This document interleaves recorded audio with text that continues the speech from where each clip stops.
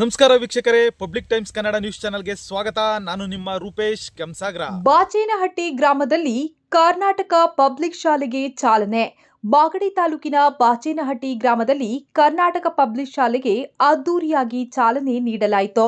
ಶಿಕ್ಷಣದ ಗುಣಮಟ್ಟವನ್ನು ಹೆಚ್ಚಿಸುವುದು ಹಾಗೂ ಸರ್ಕಾರಿ ಶಾಲೆಗಳನ್ನು ಮತ್ತಷ್ಟು ಬಲಪಡಿಸುವ ಉದ್ದೇಶದಿಂದ ಕರ್ನಾಟಕ ಪಬ್ಲಿಕ್ ಶಾಲೆಗಳು ಉದ್ಘಾಟನೆಯಾಗುತ್ತಿದ್ದು, ಶಾಸಕರಾದ ಎಚ್.ಸಿ. ಬಾಲಕೃಷ್ಣ ಅವರ ನೇತೃತ್ವದಲ್ಲಿ ತಾಲೂಕಿನಲ್ಲಿ 6 ಕರ್ನಾಟಕ ಪಬ್ಲಿಕ್ ಶಾಲೆಗಳು ಉದ್ಘಾಟನೆಯಾಗಿರುವುದು ಖುಷಿ ತಂದಿದೆ ಎಂದು ಮಾಗಡಿ ಬ್ಲಾಕ್ ಕಾಂಗ್ರೆಸ್ ಅಧ್ಯಕ್ಷ ಪೂಜಾರಿಪಾಳ್ಯ ಕೆ. ಕೃಷ್ಣಮೂರ್ತಿ ತಿಳಿಸಿದರು.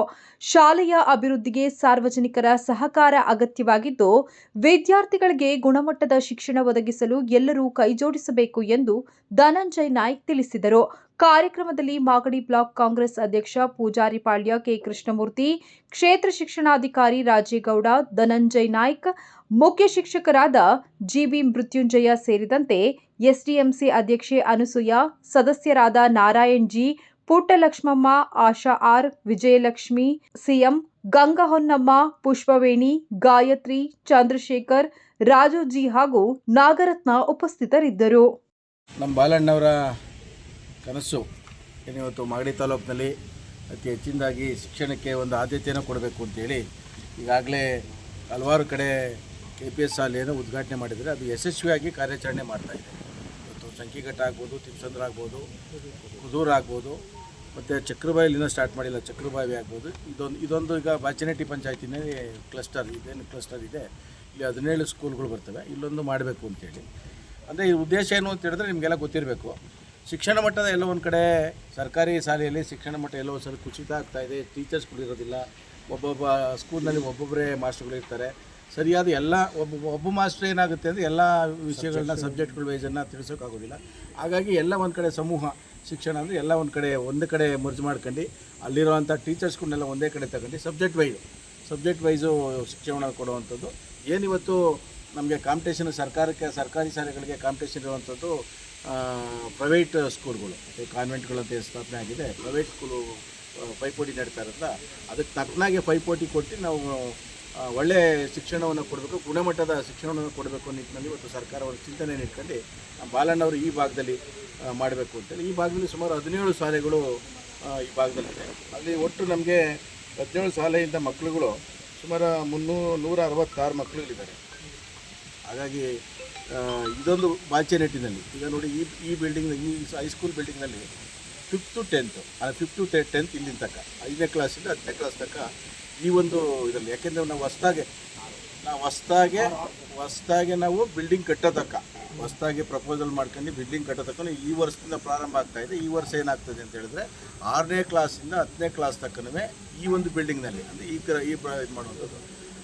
1ರಿಂದ 5 ಅಲ್ಲಿ ಇನ್ನೊಂದು ನಮ್ಮ ಬಾಚೇನಹಟ್ಟಿ ಗ್ರಾಮ ಪಂಚಾಯತಿಯಲ್ಲಿ ಇದೆ, ಅಲ್ಲಿ ಕಾರ್ಯಾರಂಭ ಮಾಡುವಂಥದ್ದು. ಅದು ಪಬ್ಲಿಕ್ ಶಾಲೆ ಅಂತಲೇ ಇರ್ತದೆ. ಮತ್ತು ಅದಾದಮೇಲೆ PU ಕಾಲೇಜ್ ಏನಿರುತ್ತೆ, PU ಕಾಲೇಜು ಅದು ಸಹ ಇದಕ್ಕೆ ಒಳಪಡುವಂಥದ್ದು, ಪಬ್ಲಿಕ್ ಶಾಲೆಗೆ ಒಳಪಡುವಂಥದ್ದು. ಈ ಒಂದು ಇಲ್ಲೇ ಮಾಡ್ಕೊಂಡು ಈಗ ಗುಣಮಟ್ಟದ ಯಾರಿಗೂ ಇಲ್ಲಿ ಅಲ್ಲಿಂದ ಏನೋ ಈಗ ನಾವು ಆ ಸ್ಕೂಲ್ಗಳಿಂದ ಇಲ್ಲಿಗೆ ಶಿಫ್ಟ್ ಮಾಡೋದ್ರಿಂದ ಪ್ರತಿಯೊಂದು ಗ್ರಾಮಕ್ಕೂ ಬಸ್ಗಳನ್ನ ಕೊಡ್ತೀವಿ. ಈಗಾಗಲೇ ರೂಟ್ ಮ್ಯಾಪನ್ನು ಸಹ ಮಾಡ್ಕೊಂಡಿದ್ದಾರೆ, ಯಾವ್ಯಾವ ಊರಿಗೆ ಬಸ್ಗಳು ಹೋಗಬೇಕು, ಬೆಳಗ್ಗೆ ಏನು ಮಾಡಬೇಕು ಅಂತೇಳಿ.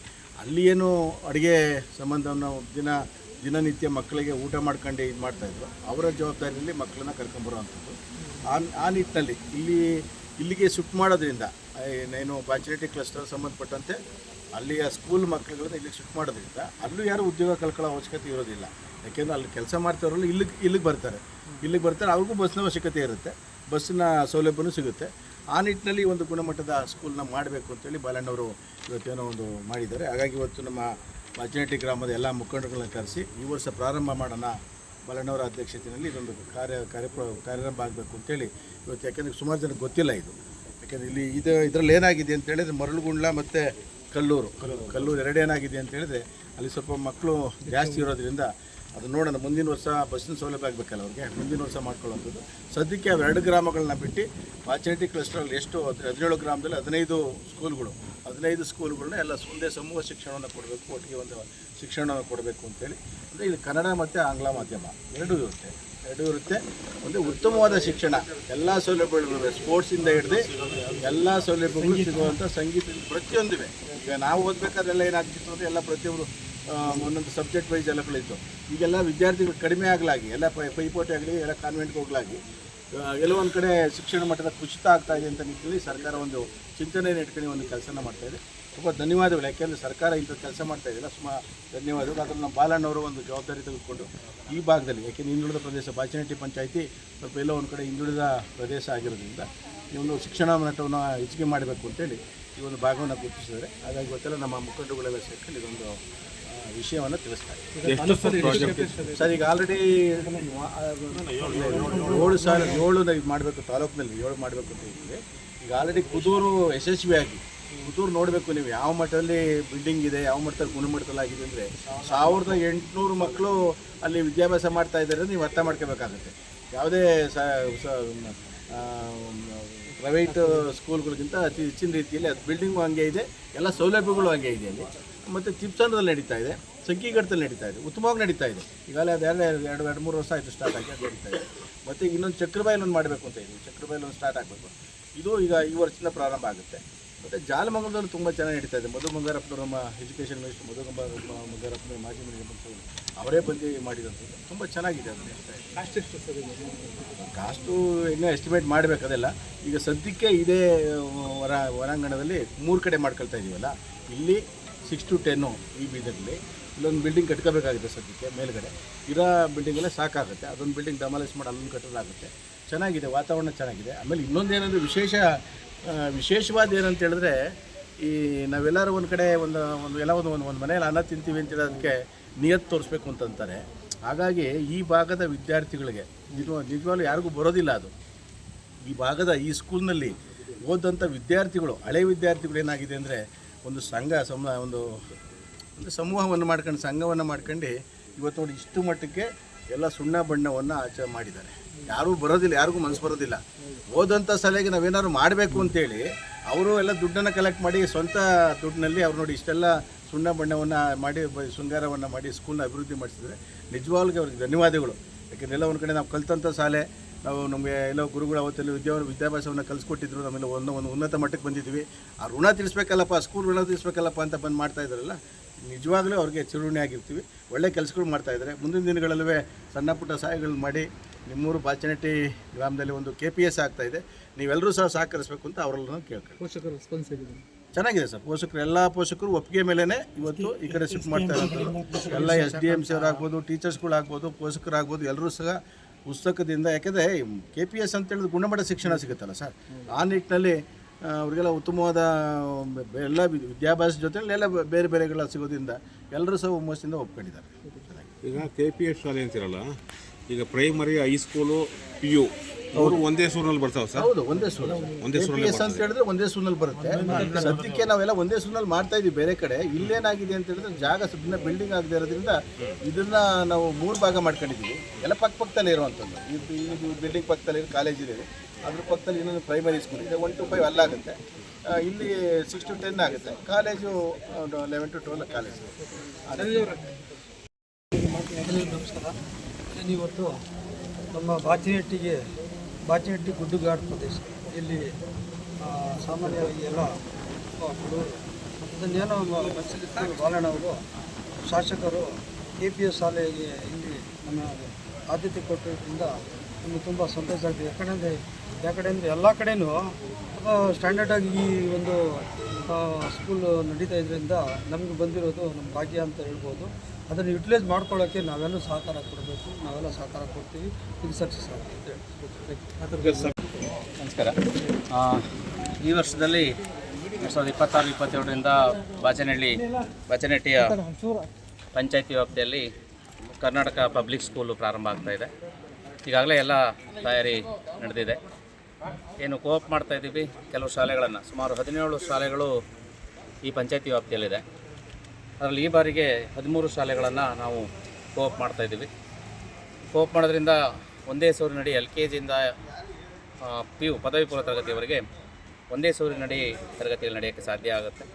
ಮತ್ತು ತರಗತಿಗೊಬ್ಬ ಶಿಕ್ಷಕರು, ವಿಷಯಕ್ಕೊಬ್ಬ ಶಿಕ್ಷಕರು, ಮತ್ತು 2 ಮಾಧ್ಯಮ, ಆಂಗ್ಲ ಮಾಧ್ಯಮ ಮತ್ತು ಕನ್ನಡ ಮಾಧ್ಯಮ ಎರಡರಲ್ಲೂ ಕೂಡ ವಿಶೇಷವಾಗಿ ತರಬೇತಿಯನ್ನು ಪಡೆದಂಥ ಶಿಕ್ಷಕರಿಂದ ಮಕ್ಕಳಿಗೆ ಪಾಠ ಪ್ರವಚನ ನಡೀತದೆ ಅನ್ನೋ ಉದ್ದೇಶದಿಂದ ಮಾಡಿದ್ರು. ಸೊ ಎಲ್ಲರೂ ಕೂಡ ತುಂಬ ಸಂತೋಷವಾಗಿ ಈ ಭಾಗದ ಗ್ರಾಮಸ್ಥರಿರ್ಬೋದು, ಈಗ ಭಾಗದ SDMs ಇರೋರು ಒಪ್ಕೊಂಡಿದ್ದಾರೆ. ಈಗಾಗಲೇ ಒಪ್ಪಿ ಆಯಿತು, ಒಳ್ಳೆ ಕೆಲಸ ಮಾಡಿ, ಅದರ ಒಂದು ಅವರು ಹೇಳಿದಂಥ ವಾಹನ ಸೌಕರ್ಯ ಮಾಡಿ ಅಂತೇಳಿ ಇಲಾಖೆಯಿಂದ ಈಗಾಗಲೇ ನಾವು ಅದರ ವ್ಯವಸ್ಥೆಯನ್ನು ಮಾಡಲಿಕ್ಕೆ ಇದು ಮಾಡಿದ್ದೀವಿ. ಮುಂದಿನ ಸೋಮವಾರದಿಂದ ಈ ಒಂದು ಬಾಚೇನಹಟ್ಟಿಯಲ್ಲಿ Karnataka public school, Karnataka public ಶಾಲೆ ಪ್ರಾರಂಭ ಆಗ್ತಾಯಿದೆ. ಸೊ ಒಂದು ಒಳ್ಳೆಯ ಬೆಳವಣಿಗೆ.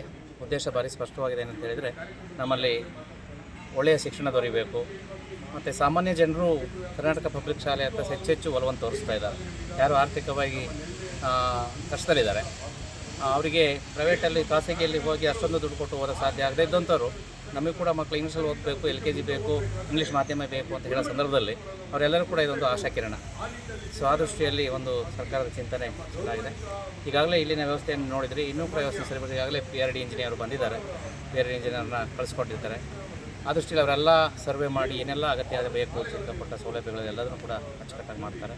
ನಮ್ಮೆಲ್ಲ ಕೂಡ ಶಿಕ್ಷಕ ಮಿತ್ರರು ಕೂಡ ಸರ್, ಈಗ ತಾಲೂಕಿಗೆ ಎಷ್ಟು ತಾಲೂಕಿಗಾಗಲೇ ಸುಮಾರು ಈಗಾಗಲೇ 6 ಶಾಲೆ ತಾಲೂಕಲ್ಲಿ ಈ ಸರಿ 3 ಪ್ರಾರಂಭ ಆಗ್ತಿದೆ. ಈಗಾಗಲೇ 2 ಪ್ರಾರಂಭ ಇತ್ತು ನಮ್ಮಲ್ಲಿ. ಒಂದು ಕೂದೂರಲ್ಲಿತ್ತು, ಮತ್ತೊಂದು ತಿಪ್ಸಂದ್ರದಲ್ಲಿತ್ತು.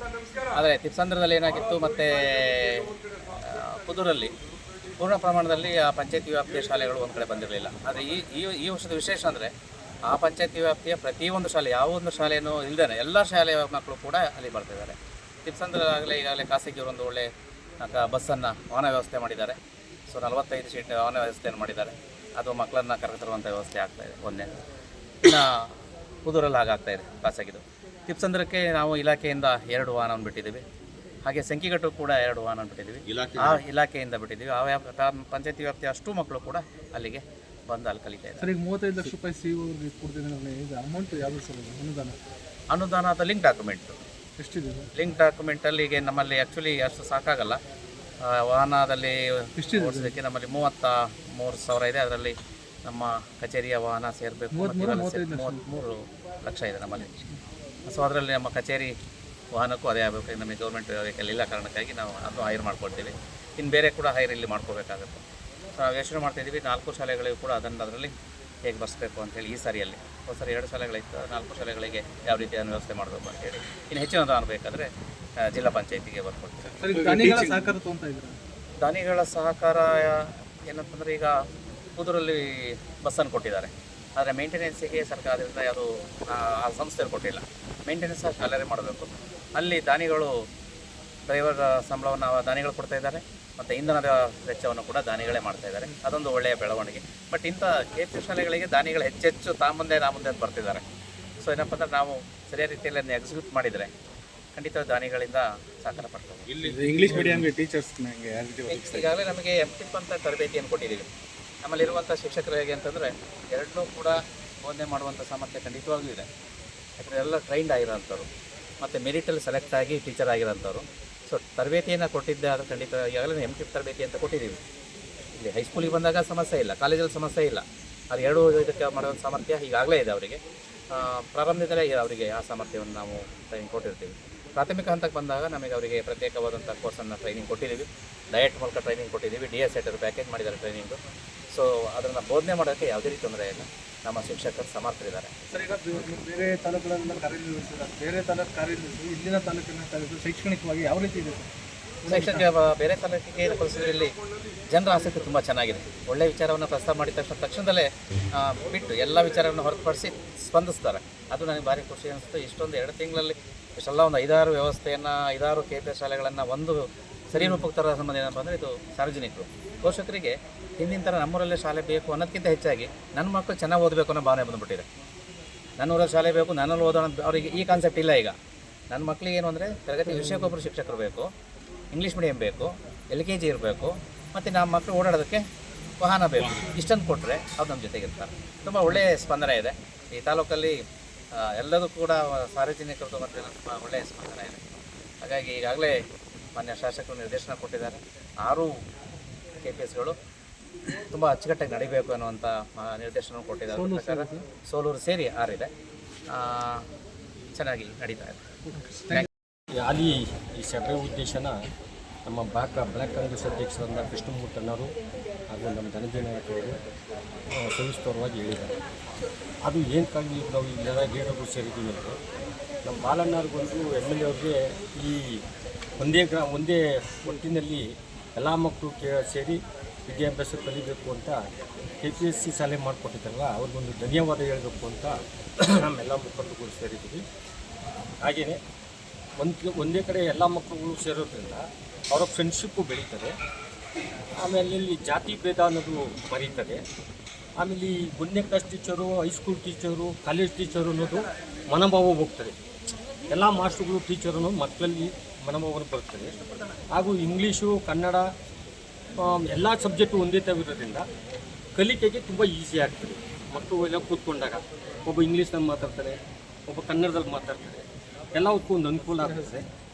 ಹಾಗೂ ನಮ್ಮ ಧನಂಜಯ ನಾಯಕ್ ಅವರು ಹೇಳ್ದಂಗೆ ನಮ್ಮದು ಸ್ವಲ್ಪ ಹಿಂದುಳಿದಂಥ ಪಂಚಾಯತಿ. ಅದೇ ನಾವು ಬೆಂಗಳೂರಿಗೆ ಹತ್ರವಾಗಿರ್ಬೋದು, ಮೇನ್ ರೋಡಲ್ಲಿ ಹತ್ರ ಇರ್ಬೋದು ನಾವು. ಅದು ಹೇಳೋಕ್ಕೆ ಅಷ್ಟೇ ಹೆಸರು ಬಿಟ್ಟರೆ ಅಂಥ ಅಭಿವೃದ್ಧಿಯಾದ ಪಂಚಾಯತಿ ಏನಲ್ಲ. ಮತ್ತು ಹಿಂದುಳಿದ ಪಂಚಾಯತಿ ಅಂತ ಹೇಳೋಕ್ಕೆ ನಮಗೆ ಹೆಮ್ಮೆ ಆಗ್ತದೆ.